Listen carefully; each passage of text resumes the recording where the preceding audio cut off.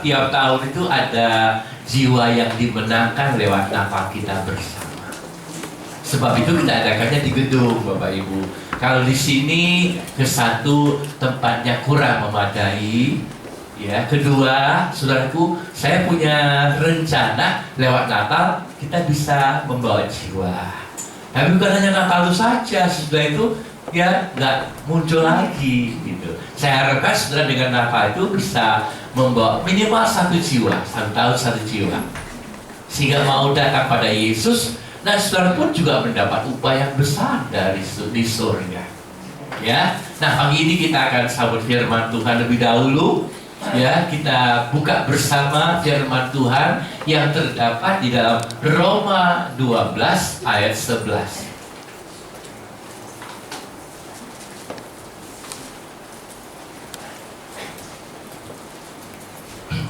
Surat Roma pasal 12 ayat 11. Roma 12 ayat yang ke-11. Janganlah hendaknya kerajinanmu kendor, biarlah rohmu menyala-nyala, dan layanilah Tuhan. Amin. Puji Tuhan. Bersama kita katakan amin. Bapak Ibu, Rasul Paulus dalam ayat ini mengatakan, janganlah hendaknya kerajinanmu kendur.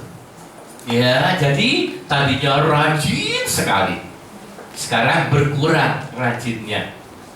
Ya, tambah hari tambah kurang rajin. Ya, saya percaya saudaraku, orang yang rajin itu ya menghasilkan banyak. Amin. Ya, jadi dulu waktu pertama jadi Kristen rajin sekali, rajin ke gereja, rajin berdoa, rajin baca Alkitab, rajin cari jiwa. Nah, kalau kerajinnya kendur, ya baca Alkitabnya kurang, ya berdoanya juga semakin ya berkurang, cari jiwanya sudah berkurang lagi. Ya, nah dikatakan oleh Rasul Paulus, janganlah hendaknya kerajinanmu kendur, tetapi biarlah rohmu menyala-nyala dan layanilah Tuhan. Ya, saudara, dikatakan rohmu itu harus seperti api yang berkobar, menyala-nyala. Ya, saudara, masih rohnya menyala-nyala? Atau sudah mulai klep mau padam? Jangan, ya, layanilah Tuhan.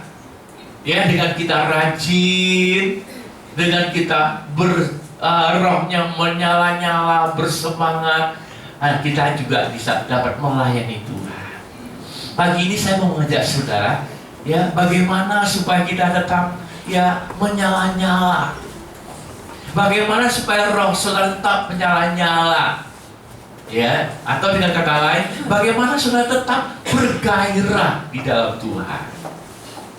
Ya, saudara masih bergairah di dalam Tuhan? Ya, beda Bapak Ibu. Orang kalau sudah umur kayak Om Korda itu semangatnya sudah kurang. Biasa nonton bola, sekarang sudah enggak lagi. Semangatnya sudah berkurang. Betul Om Korda? Kenapa Om? Itu harus dijaga. Ya, semangat hidupnya harus dijaga. Orang yang hidupnya bersemangat, orang yang hidupnya bergairah, beda Bapak Ibu. Dia nikmati hari-hari itu begitu indah.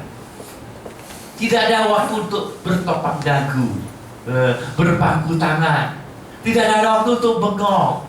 Ya, tidak ada waktu untuk ya ngapain lagi ya. Mama mertua saya sudah 80 Bapak Ibu. 80 berapa? 1. Oma sudah 87. Tuh. Tapi saya semangat Oma lebih bagus Bapak Ibu. Biasa mama mertua saya selalu sama papa mertua kemana-mana. Dia lebih semangat daripada papa. Tapi sekarang papa sudah nggak ada, semangatnya kurang Bapak Ibu.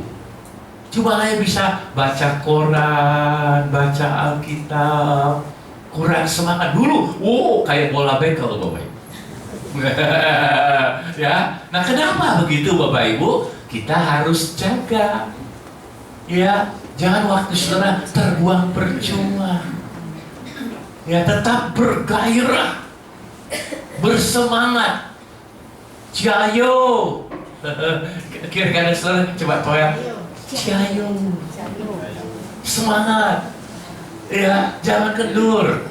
Kemarin saudara Sabtu kami mengunjungi Tante An. Rumah sakitnya di Fatmawati.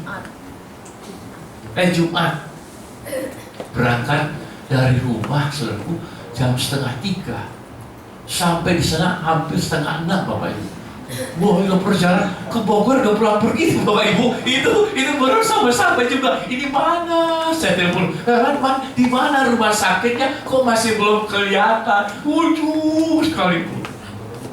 Udah jalannya sempit, ada perbaikan. Udah ngerayap kayak kutu. Gak sampai sana dari parkiran ke rumah sakitnya ada 1 kilometer Bapak jalan. Wah, itu jauh banget gitu. Kalau gak dipandu sama si Hadi, saya gak ketemu deh ruangannya. Muter baru sampai. Waduh, liar. Wah, kalau kita nggak semangat tuh udah nyerah Bapak Ibu. Balik lagi dah. Jadi semangat itu membuat kita bisa mencapai tujuan kita Bapak Ibu. Kalau nggak semangat, tengah jalan udah balik lagi aja. Pulangnya lewat tol, lebih cepat Bapak Ibu. Ya, luar biasa perjalanan itu. Ya, gimana saat? Wah, sudah selesai Bapak Ibu. Udah selesai dia di Paras Kopi. Paras Kopi. Paras Kopi. Lapar Bapak Ibu. Ya, jadi udah lega ya dia. Udah disuruh pulang sama si dokter hari ini. Dan udah sehat lagi. Nah, jadi Bapak Ibu saudaraku, kita harus apa? Semangat. Kita katakan bersama, semangat. Bergairah. Sekali lagi, bergairah. Ya, saudara, kalau orang yang semangat, orang yang bergairah beda Bapak Ibu. Dia mengerjakan itu dengan bergairah, semangat. Ya, berdoanya tetap semangat, baca Alkitabnya tetap semangat, bekerja juga tetap semangat. Nah, pagi hari ini Bapak Ibu, ya firman Tuhan memberi kita petunjuk bagaimana supaya kita tetap bersemangat, tetap bergairah. Pertama-tama saudaraku, saudara harus, ya kita baca dulu ayatnya, Ibrani 12 ayat 1 sampai 2. Ibrani 12 ayat 1 sampai dengan 2. Kayaknya mic-nya harus diganti Bu Kristi. Yang mana yang bagus? Ibrani 12 ayat 1 sampai dengan 2. Karena kita mempunyai banyak saksi, bagikan awan yang mengelilingi kita. Marilah kita menanggalkan semua beban dan dosa yang begitu merintangi kita, dan berlomba dengan tekun. Berlomba dengan tekun dalam perlombaan yang diwajibkan. Bagi kita. Marilah kita melakukannya dengan mata yang tertuju kepada Yesus yang memimpin kita dalam iman dan yang membawa iman kita itu kepada kesempurnaan, yang dengan mengabaikan kehinaan tekun memikul salib, ganti sukacita yang disediakan bagi Dia yang sekarang duduk di sebelah kanan tahta Allah. Amin. Saudara, kalau kita mau tetap semangat, tetap bergairah, ya, maka dalam ayat ini dikatakan, marilah kita berlomba dengan tekun. Berlomba dengan tekun dalam perlombaan iman yang diwajibkan bagi kita. Saudaraku, orang Kristen itu, ya, menurut pandangan mata rohani sedang berlomba. Seperti orang berlomba lari, dia harus menanggalkan semua beban. Ya, jangan sampai kita berlomba bawa beban yang berat, Bapak Ibu. Ya, bawa beban pikiran. Ada orang yang punya beban pikiran, Bapak Ibu. mikir ini, mikir itu, mikir anak, mikir cucu, mikir mantu. Beban pikirannya itu, jadi dia dalam berlomba itu pikirannya tidak konsen, bercabang kepada hal yang lain, sehingga tidak bisa berlomba dengan tekun. Sedangkan kita wajib dalam perlombaan itu ya dengan tekun berlomba, dengan bagaimana supaya kita tetap tekun memandang kepada Yesus. Yesus tekun pikul salib Bapak Ibu. Dia nggak sampai di tengah jalan, udah bosen, berat banget di salib ditinggal, bukan. Tapi dia tekun sampai di bukit Golgota, sampai dia naik kayu salib, sampai dia dikuburkan, dia mati dikuburkan, sampai dia bangkit dan naik ke surga, dulu di sebelah mana? Jadi Bapak Ibu, kalau saudara mau tetap semangat, tetap bergairah, pandangan mata saudara jangan sampai ia beralih dari Yesus. Amin. Tetap pandang Yesus. Kalau kita pandang dunia, kita tersesat Bapak Ibu. Banyak anak Tuhan, kalau sudah berlomba itu, dia pandangannya beralih kepada yang lain, sehingga imannya mulai lemah. Apa boleh buat? Tadinya sibuk giat melayani, memuji-puji Tuhan. Apa boleh buat? Hatinya kecantol sama yang lain Bapak Ibu. Karena matanya tidak memandang kepada Yesus, tapi memandang kepada sus. Entah sus apa namanya. Bukan Susi Brut, bukan Mbak Susi, bukan. Yang lain, sus yang lain. Hati-hati Bapak Ibu. Ya, mungkin juga dia tidak memandang kepada sus, tetapi teralih kepada harta yang begitu gemerapan kemilau. Apa boleh buat? Kesempatan tidak datang 2 kali, gitu Bapak Ibu. Nah, dia berpaling kepada dunia, harta dunia. Siapa saudara yang tidak kepengen harta? Boleh angkat tangan. Tuh kan semua kepengen itu Bapak Ibu. Ya, semua kepengen. Jangan sampai saudara hati kita terpikat kepada dunia ini. Dunia ini mah cuman sementara Bapak Ibu. Berapa lama sih kita ada di dunia Bapak Ibu? Ya, di dunia ini berapa lama Bu Kristi? Ya, ngomong-ngomong Bu Kristi udah mau punya cucu Bapak Ibu.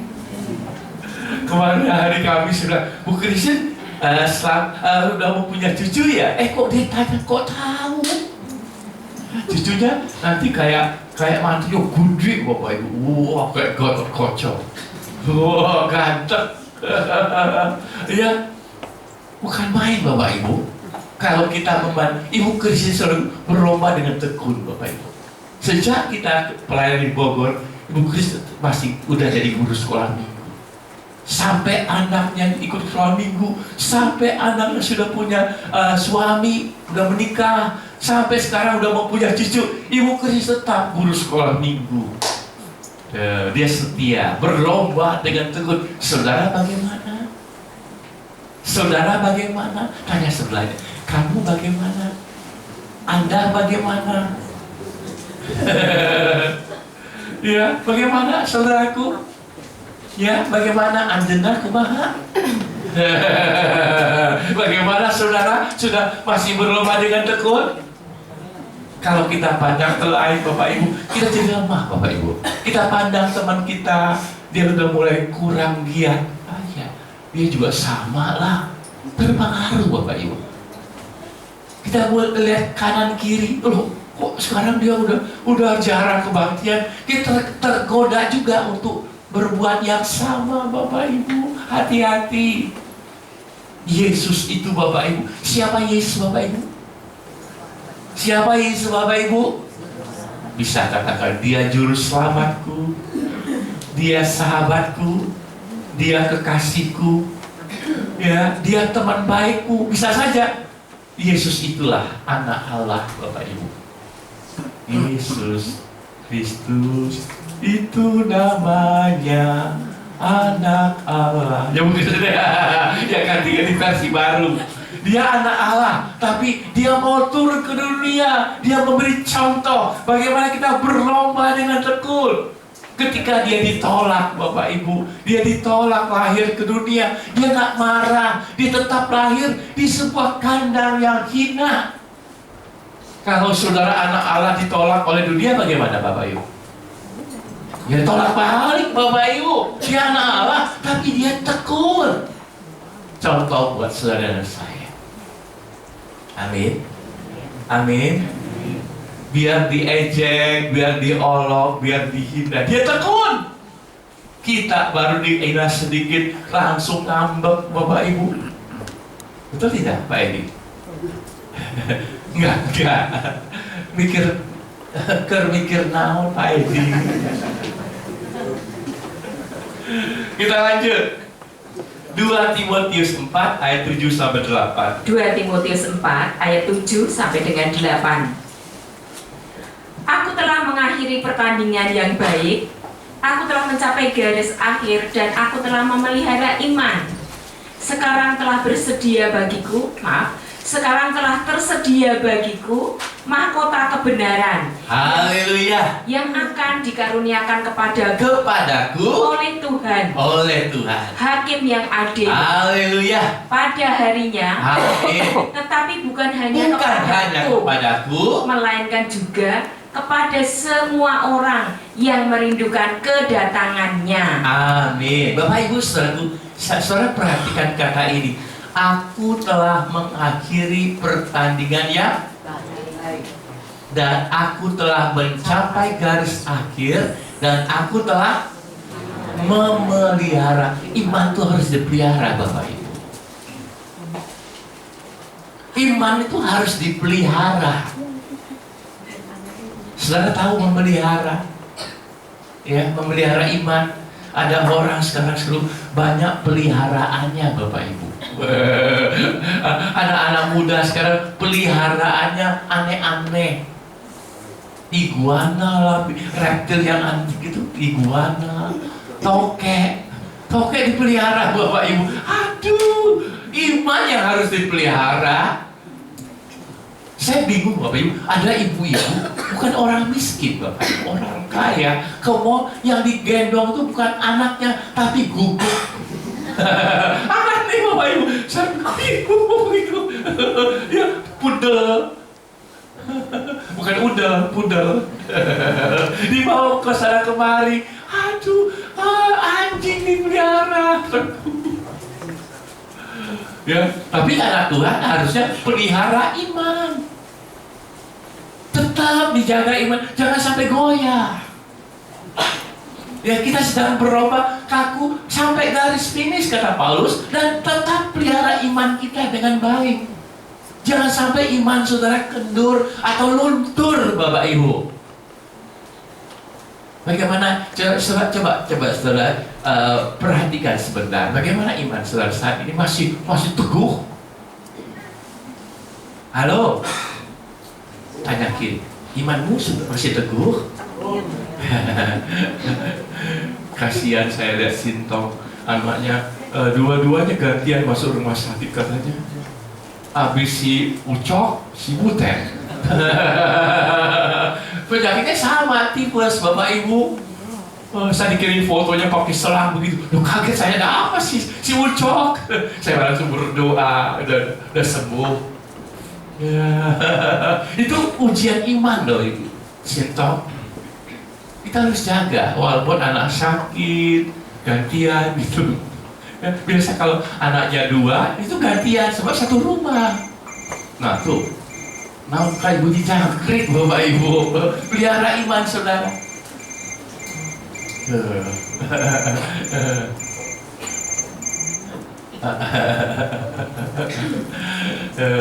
Saudaraku, saudara percaya bahwa ada tersedia apa Bapak Ibu? Apa? Mahkota kebenaran. Saudara mau terima mahkota? Mahkota itu tanda apa Bapak Ibu? Yang pakai mahkota siapa? Ratu. Ya, ratu kecantikan, raja, pangeran, pakai mahkota. Saudara, mahkota itu tandanya dia punya kedudukan sebagai apa, Bapak Ibu? Wah, kedudukan yang tinggi. Ya, jadi saudara dan saya tersedia mahkota. Bagi saudara dan saya tersedia mahkota yang memelihara imannya dengan baik sampai garis akhir. Saudara bisa bayangkan, itulah begitu banyak di sorga nanti orang percaya berhimpun, orang kudus berhimpun, semua pakai mahkota. Coba bayangkan kalau saudara tanpa mahkota, bagaimana? Bagaimana Bapak Ibu? Kok semua pakai mahkota? Biar mengkilap-kilap. Saudara kok polos, pelontos. Apa? Bagaimana perasaan saudara di tengah orang yang pakainya baju pesta, saudara bajunya baju biasa? Tuh, risih kan? Risih. Nah itu selama-lamanya Bapak Ibu. Di sorga nanti itu selama-lamanya. Kalau di dunia sementara. Marilah kita, Bapak Ibu saudaraku, ya, memelihara iman kita. Maksudnya apa? Tetap bergairah, tidak goyah. Ini sudah mau akhir tahun Bapak Ibu. Sebentar kita udah mau masuk tahun 2016. Kemarin saya lihat juga banyak jual tanggalan Bapak Ibu. Ya, tahun depan sio apa Ibu Susan? Belum tahu? Monyet? Monyet? Jangan, itu udah mau ganti tahun. Kita harus tetap jaga iman kita. Udah mulai mikir tuh, ya tahun depan yang rame di grup bibi. Nah, tahun depan liburannya udah pada hitung liburan Bapak Ibu. Udah siap-siap mau beli tiket murah. Kan tiket murah tuh harus jauh-jauh hari pesannya Bapak Ibu. Udah tahu libur kapan gitu. Nah, saudara bagaimana? Tetap semangat mau berlibur? Pelihara iman kita. Ya, Bapak Ibu saudaraku, kalau saudara iman pun digambarkan pakai grafik, ada kadang-kadang naik, kadang-kadang turun, kadang-kadang drop sekali. Dropnya banyak, naiknya sedikit aja. Kadang-kadang datar gitu. Nah, itu kita harus jaga, jangan sampai iman kita cuma naik terus drop kayak iman Coca-Cola. Naik pas di situan busanya bubul sampai di meluap. Sebentar lagi shoot hilang. Atau iman yoyo, shoot naik turun, shoot naik, shoot turun. Iman yoyo. Atau iman kereta api langsir, maju, mundur, maju, capek deh. Kita harus pelihara iman Bapak Ibu. Ya, kalaupun melemah, rupiah umpamanya melemah, kuat lagi Bapak Ibu. Jangan melemah, jangan melemah, kuat lagi. Kalau iman saudara sedang lemah, ya iman itu datang dari firman Bapak Ibu. Banyak dengar firman, banyak baca firman, maka iman saudara akan bertumbuh. Saya pelihara iman dengan firman Tuhan. Jangan sampai lupa baca Alkitab. Jangan sampai lupa bawa Alkitab. Sampai tadi pagi ke gereja lupa bawa Alkitab. Kayak orang nggak bawa Alkitab tuh. Tuh kan, betul, ketahuan. Kamu ketahuan. Kita harus rajin Bapak Ibu. Tetap semangat baca Alkitab. Saya jaga selalu bangun pagi cari Alkitab dulu. Cari firman Tuhan. Tanpa firman Tuhan kita jadi lemes Bapak Ibu, loyo. Betul, tidak bergairah. Betul. Hanya firman Tuhan yang bisa menjaga iman saudara tetap kuat. Ya, kita lanjut. Bagaimana kita menjaga supaya tetap bergairah di dalam Tuhan? Galatia 5 ayat 25. Galatia 5 ayat yang ke-25. Jikalau kita hidup oleh roh, baiklah hidup kita juga dipimpin oleh Roh. Amin. Saudara, hidupnya oleh roh atau oleh daging? Ada Kristen daging, Kristen duniawi, ada Kristen rohani. Saudara, termasuk hari Kamis PA kita bicarakan soal Kristen Abraham, Kristen rohani. Beda sama Kristen Lot yang kedagingan. Coba periksa, saudara termasuk Kristen daging atau Kristen roh? Suka marah, ringan tangan, mulut masih suka gosip. Hati-hati. Ada orang sudah Kristen udah karatan, Bapak Ibu. Sampai karatan Bu Kristen. Ya, ada orang Kristen lahir tuh sudah di Manado, Bapak Ibu.